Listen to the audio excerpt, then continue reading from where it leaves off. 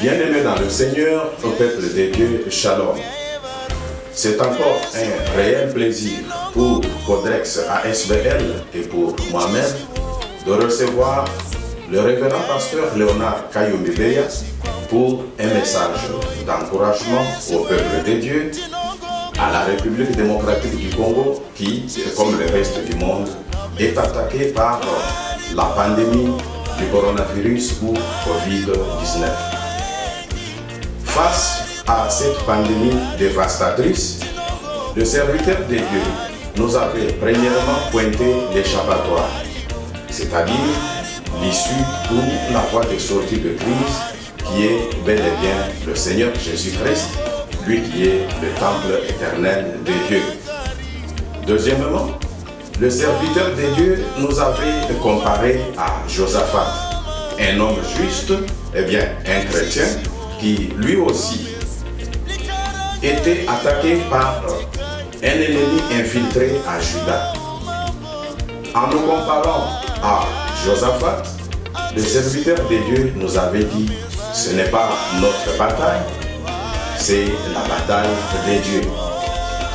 Poursuivant cette série d'exhortations dont pertinence et profondeur ne sont qu'à démontrer, le révérend pasteur va aujourd'hui nous entretenir sur un sujet encore très percutant, je cite, la prière de Josaphat.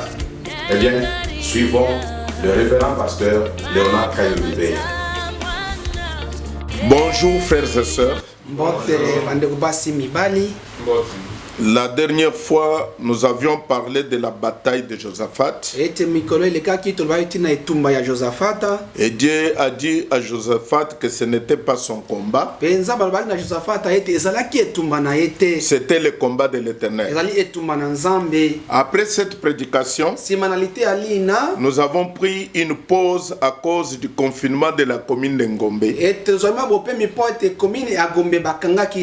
Là où se trouve notre studio d'enregistrement. Il fallait avoir un macaron pour nous permettre d'avoir accès à la barrière de la police. Le Seigneur a permis que nous ayons cette possibilité. C'est pourquoi nous voulons continuer ce chapitre du deuxième chronique, chapitre 20.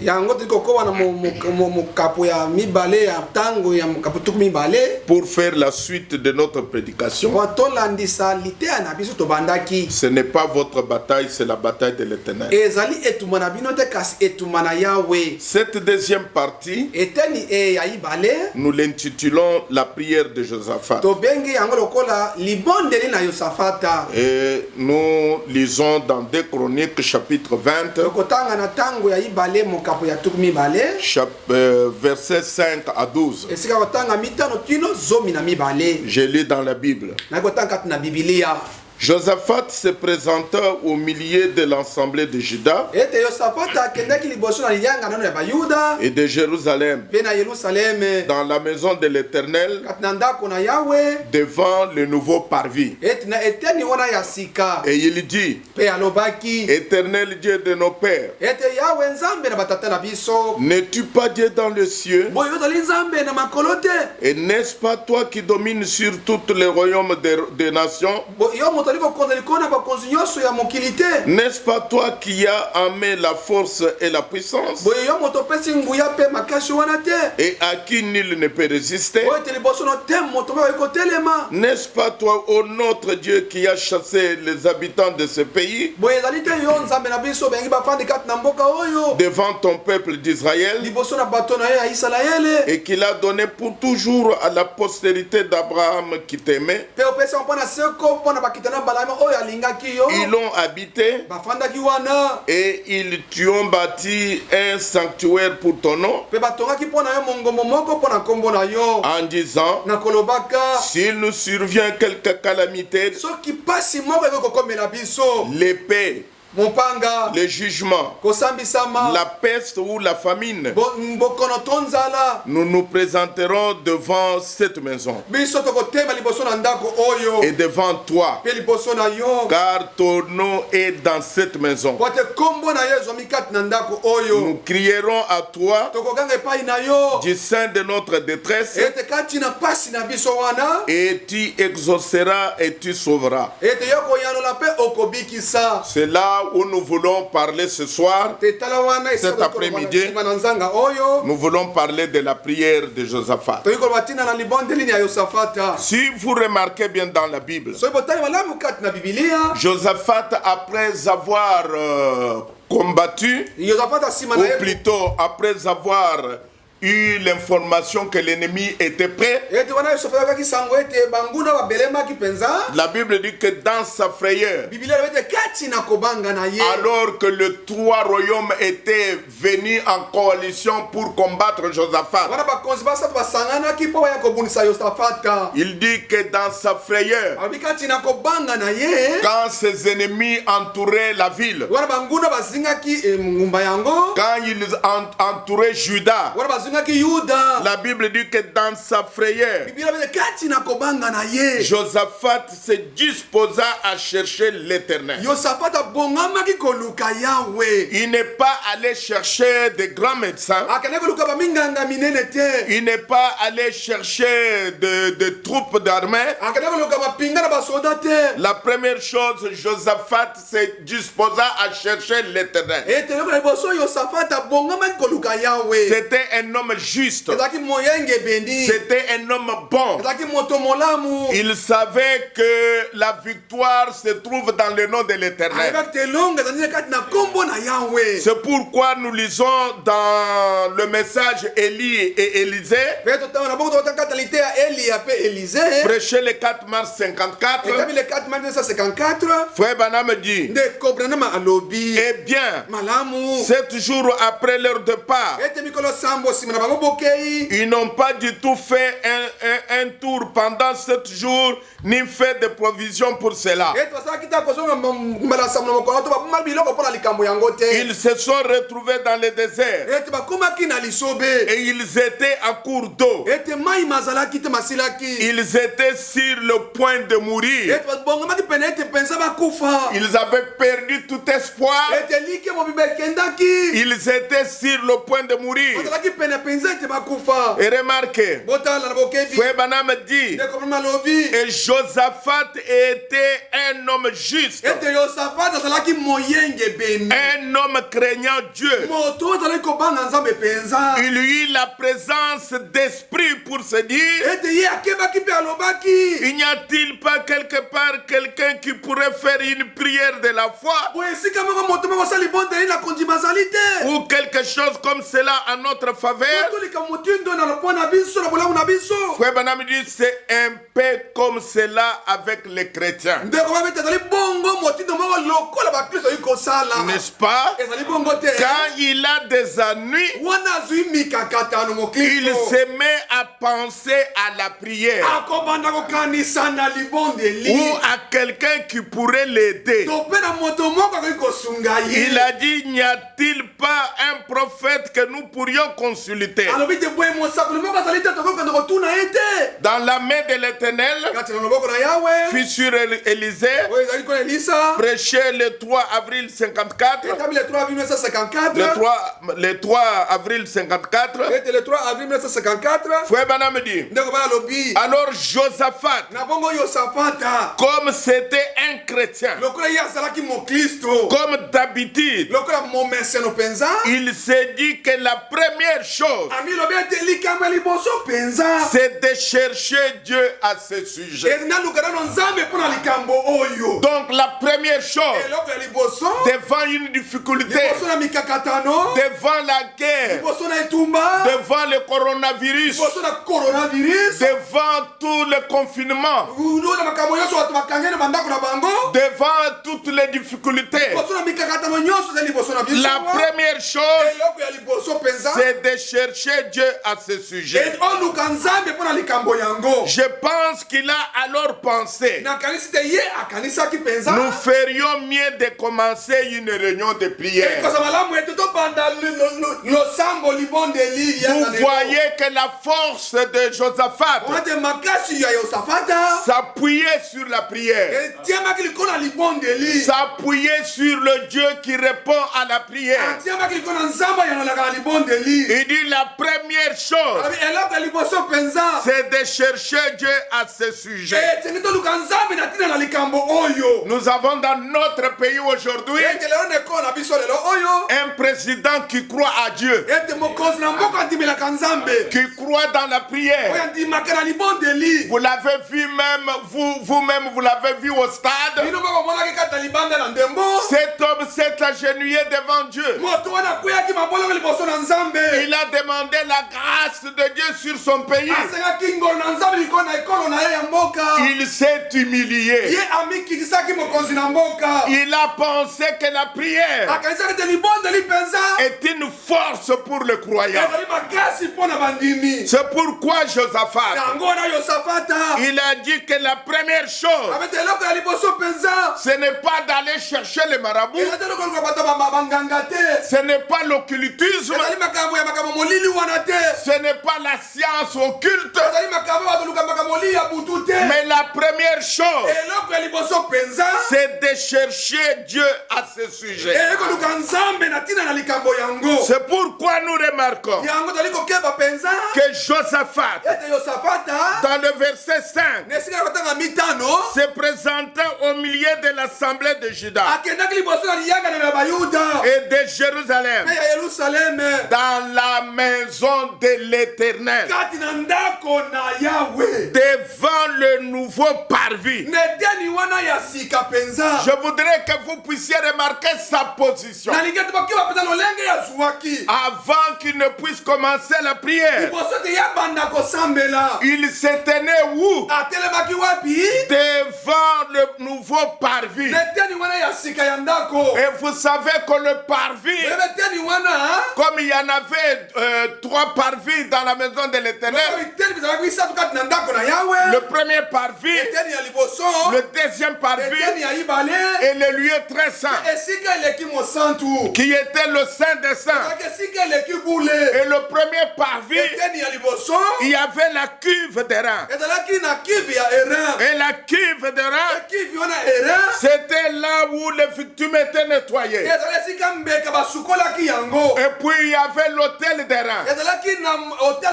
Et l'autel d'airain, qui était dans le premier parvis, c'était là où on mettait les victimes expiatoires.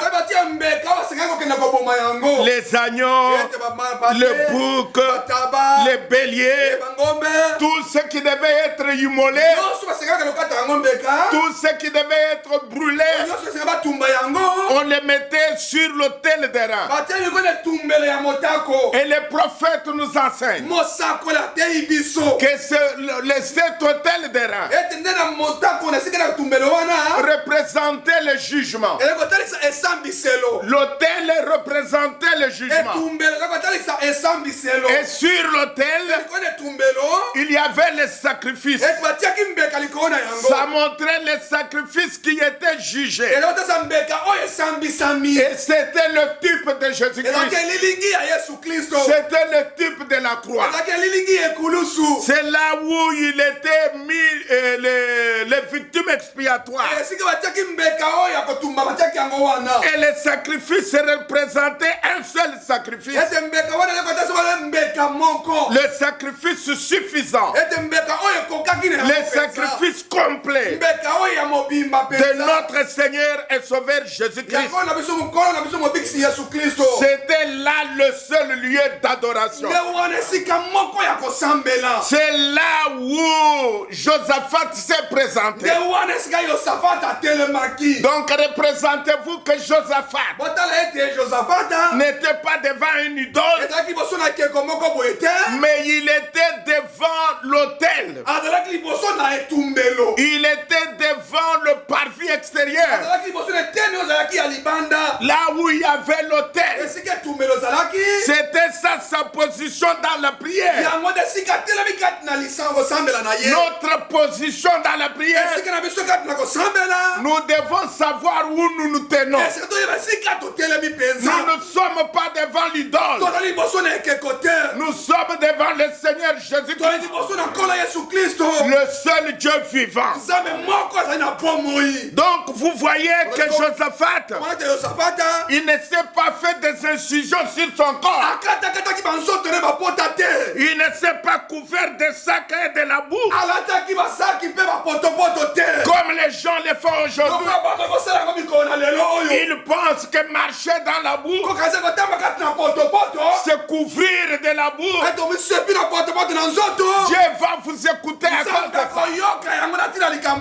Dieu ne vous écoute pas à cause de la boue. Dieu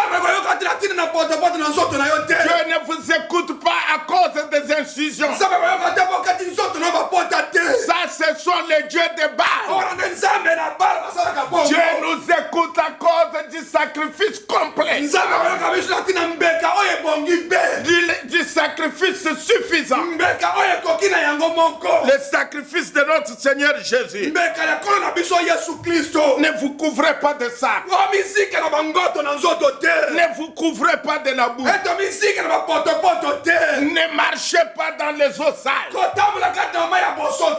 Ne marchez pas dans les eaux de pluie. Ne roulez pas par terre. Mais croyez en Jésus. Croyez dans sa parole. Croyez dans ce qu'il a dit. Alors Josaphat dit, la première chose, c'est de chercher Dieu à ce sujet. Il est allé chercher Dieu dans la prière, parce que la prière change de choses. Frère Branham dit que la prière change de choses. C'est une arme puissante que Dieu ait placée dans les mains d'un homme. Il dit dans la prédication, c'est par égard pour lui seul. Prêché le 18 juillet 1952. Il a dit, bon, ces hommes qui ont méprisé, qui ont plutôt raillé Job, Dieu leur a dit, prenez une offrande et allez auprès de Job, mon fidèle serviteur. Oh, je voudrais m'arrêter ici pour vous dire qu'en ce temps-là, Job était le seul fidèle serviteur. Et Dieu a dit à son peuple qui ont raillé Job, qui se sont moqués de Job, il leur a dit, je ne vous écouterai pas, je ne vous exaucerai pas. Prenez une offrande, allez auprès de Job, mon fidèle serviteur. Je ne vous exaucerai pas vous, parce que vous avez eu beaucoup de choses insensées. Vous n'avez pas pris position pour la vérité. Aujourd'hui la vérité est venue, le message de l'heure. Alors les gens n'ont pas pris position. Ils n'ont pas pris position pour la vérité. Alors il reste un serviteur fidèle. Allez vers lui. Et le serviteur fidèle aujourd'hui, c'est le messager de l'art. Allez il priera pour vous. Parce que vous n'avez pas pris la position pour la vérité. Vous n'avez pas fait ce qui est juste. Par conséquent, apportez un holocauste et allez offrir un sacrifice. Demandez à Job, mon serviteur, de prier pour vous, car c'est lui que j'exaucerai. Les serviteurs fidèles qui est resté fidèle à la parole. Frère Branham me dit, vous y êtes. La prière change de chose. N'est-ce pas? Allez demander à mon serviteur Job qu'il prie pour vous. C'est lui qui est passé par les épreuves. C'est lui qui a trouvé grâce à mes yeux. C'est lui que j'ai béni. Donc il y a eu Job, le fidèle serviteur, qui s'est tenu pour la vérité. Alors Dieu a dit à tous ses frères, à tous ses enfants, allez vers mon serviteur. Il priera pour vous. Je l'écouterai. Alors Frère Branham continue. Il dit, eh bien, vous voyez, Job était là, le fidèle serviteur. Je crois de tout mon cœur qu'aujourd'hui, il y a d'autres fidèles qui se tiennent ensemble avec Job. Et Frère Branham me dit, eh bien, si vous avez un bon pasteur pieux et que vous tombez malade et que le médecin ne peut rien faire pour vous, allez chercher ce pasteur pieux, qu'il vienne chez vous et dites,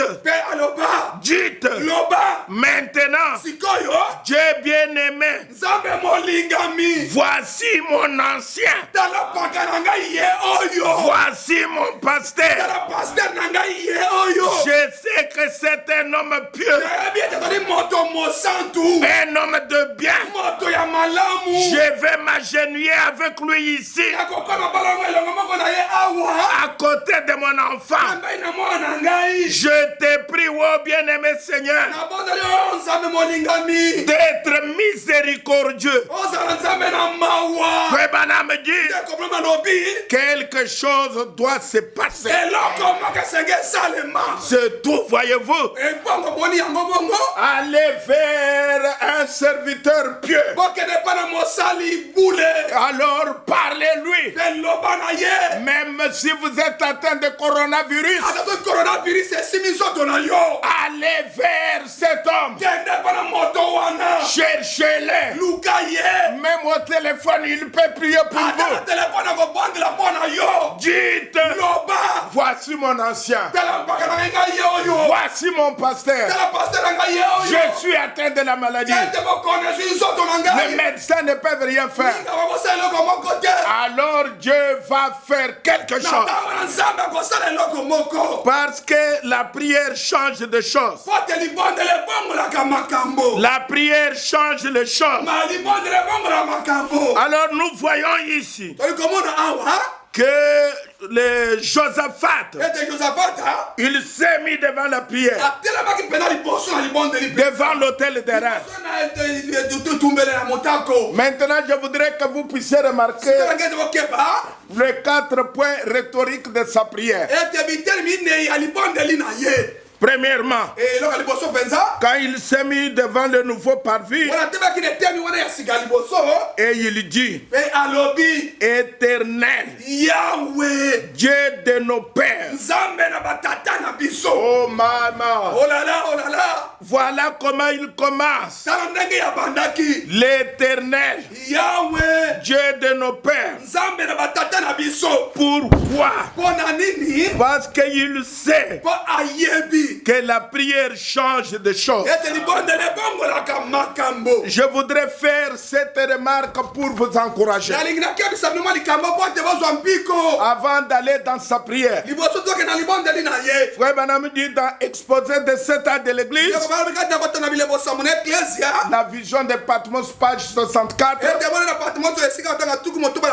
il dit ne crains point, ne crains point, petit troupeau, là où vous êtes, même si vous êtes seul en brousse, vous n'êtes pas seul, Jésus est avec vous.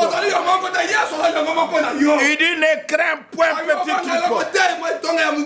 Tout ce que je suis, vous en êtes héritier. Vous êtes héritier de tout ce que Jésus est. Écoutez, il n'a pas dit tout ce que j'ai. Il n'a pas dit ça. Il n'a pas dit tout ce que j'ai. Vous allez être héritier. Mais il a dit tout ce que je suis. Tout ce qu'il est. Pas tout ce qu'il a. Mais tout ce qu'il est. Nous en sommes des héritiers. Tout mon pouvoir vous appartient. Ma toute puissance est à vous. Alors que je suis au milieu de vous, je ne suis pas venu apporter la crainte et l'échec, mais l'amour, le courage et la capacité. Voilà ce qu'il est venu nous apporter pendant qu'il est au milieu de nous. Il n'est pas venu apporter la crainte et l'échec. Nous n'allons pas échouer. Nous allons réussir. Il est venu amener l'amour, le courage et la capacité. Tout pouvoir m'a été donné. C'est à vous qu'il appartient de l'utiliser. Prononcez la parole et je l'accomplirai. C'est mon alliance. Elle est infaillible. Quand vous vous trouvez dans une situation difficile, prononcez la parole. Quand vous prononcez la parole, vous prononcez la, mais Dieu l'accomplira. C'est pourquoi nous voyons que Josaphat a commencé à prier. Quand il a attendu que l'ennemi était déjà là, il n'est pas allé chercher une puissance militaire. Il a dit, réglons cette chose par la prière. Car la prière est une arme puissante. Et il commence. Et il dit dans sa prière, l'ennemi était tout autour. L'ennemi était entré déjà dans la ville.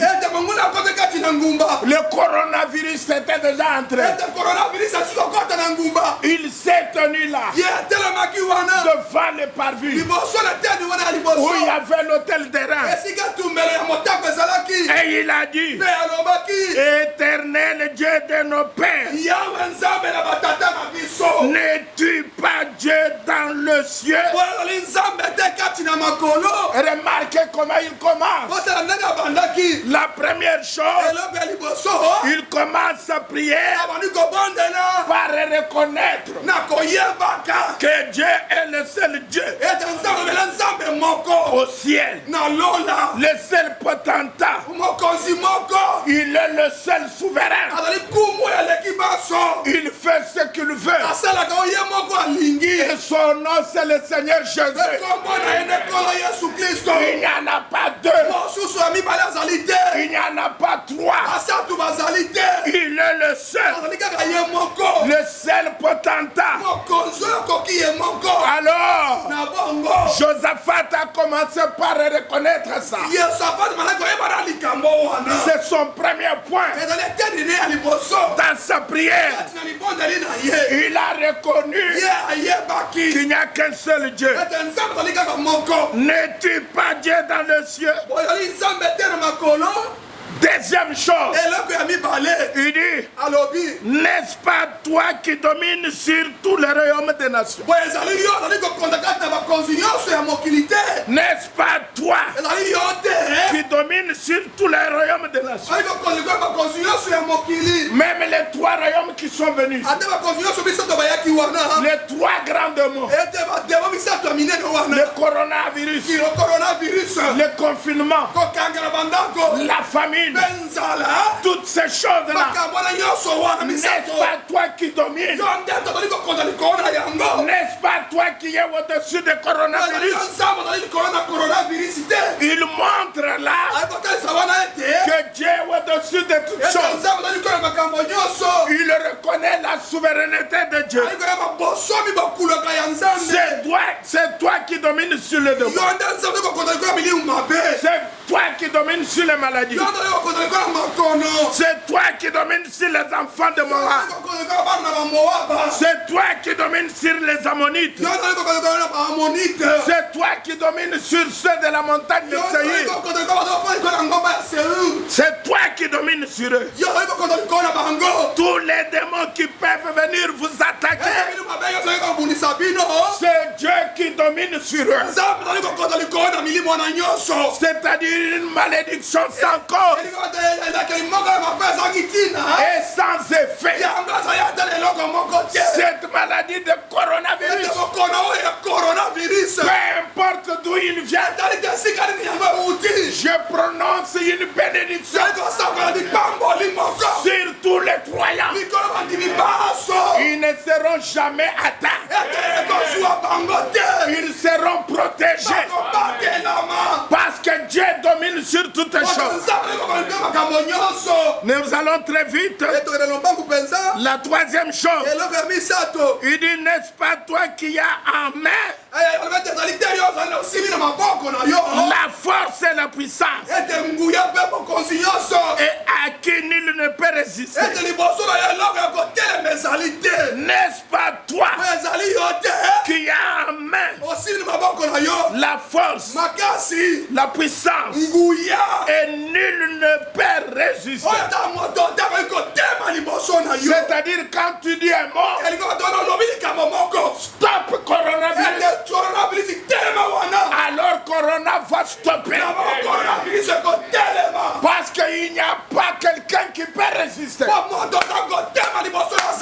Aucun démon ne peut résister devant lui.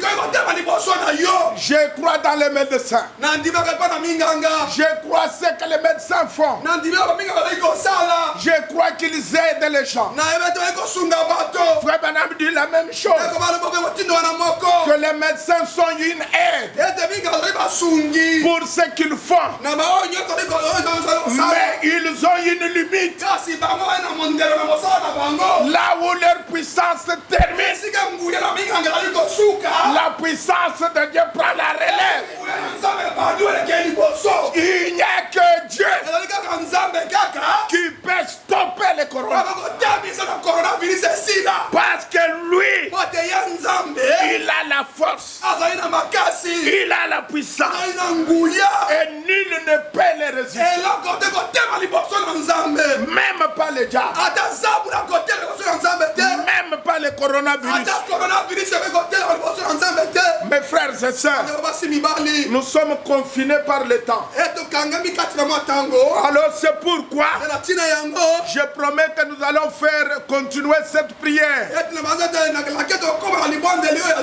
dans ce point 4. Mais avant de terminer, je voudrais que vous puissiez remarquer cette chose.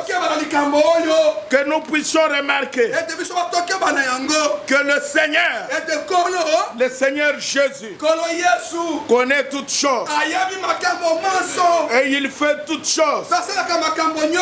Et la prière d'un homme juste, la prière de quelqu'un comme Job peut apporter la solution. Alors je vais prendre une de prière d'un homme juste, d'un homme comme Job. Alors faites de cette prière votre prière. Il dit dans l'attitude de qui est Dieu, c'est notre prière parce que nous allons vers la fin. Alors prenez cette prière avec vous. Il dit, accorde Seigneur que quelque chose soit dit ou fait ce soir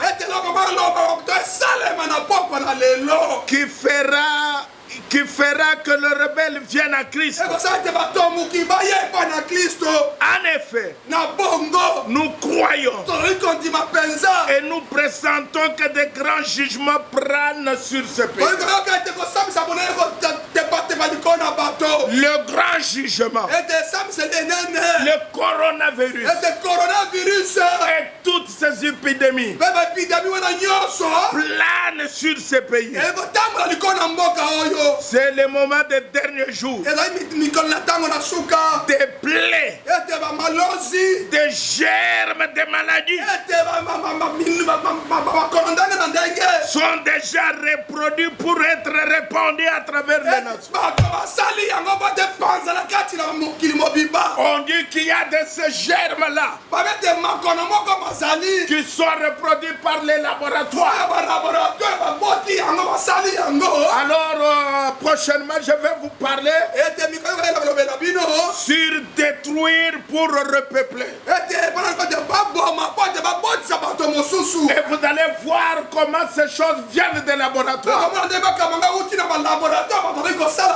Des plaies, des germes de maladies sont déjà reproduits pour être répandus à travers les nations. Aucun médecin ne sait même pas comment maîtriser ça. Oh Dieu, il nous faudra donc croire dans la guérison divine. Comme les nations reproduisent des germes et les accumulent pour les larguer par des bombes,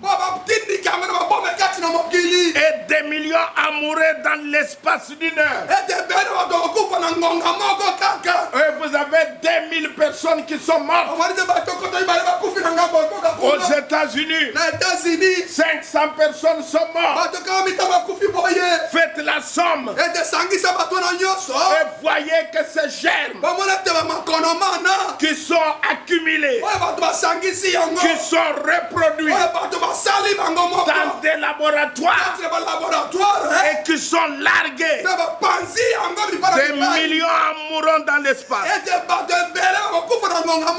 Mais oh, nous sommes si reconnaissants de ce que quand l'ange destructeur s'est avancé, tu as dit, ne touche personne qui a le sceau du Père sur son front. Ils sont miens. Nous sommes si contents. Ce soir d'être sous le sang. Protégé. Et en sécurité. Comme Israël autrefois. Ils avaient mis le sang sur le linteau de la porte. Et sur le poteau de la porte. Les signes de la croix. Quand l'ange de la mort parcourait le pays, il baissait ses ailes sombres. Mais dès qu'il voyait le sang, il le révélait et disait: je passerai par-dessus vous. Je veux que Dieu l'accorde. Tous ceux qui ont les signes, tous ceux qui sont dans le corps de Christ, que personne et personne alors ne soit atteint. Voilà mon vœu aujourd'hui. Avant de terminer cette série, voilà mon vœu. Dans Nombre 31, verset 49, quand Moïse était en guerre, quand la guerre est terminée, les gens qui sont allés à la guerre sont venus pour faire le rapport à Moïse. Oh, le verset 49. Et il lui dit: tes serviteurs ont fait le compte des soldats qui étaient sous nos ordres. Et il ne manque pas un seul homme d'entre nous. Ils sont revenus tous de la guerre. Aucune personne d'entre elles n'était touchée par les balles de l'ennemi. Puis-je répéter la même chose? Vous êtes les soldats de Christ. Et nous allons faire le rapport au commandant en chef qui nous a envoyés, le Seigneur Jésus-Christ. Nous le dirons. Il ne manque personne d'entre nous. C'est mon vœu. Après cette coronavirus, que nous faisions des comptes et que personne ne manque, et que personne ne manque. Maintenant je termine au paragraphe 307 sur les ailes d'une colombe blanche. Frère Bana me dit, et je termine par là. Et maintenant, jusqu'à ce que nous nous rencontrions à nouveau, que le Dieu du ciel vous guide, que celui qui a fait briller les étoiles la nuit pour éclairer les sentiers quand ils s'obscurcissent, puisse illuminer votre sentier par l'étoile de Bethléem, pour vous amener à une vie complètement abandonnée à sa parole. C'est là ma prière. Puisse Dieu vous bénir richement et à nous revoir à la prochaine occasion. Que Dieu vous bénisse.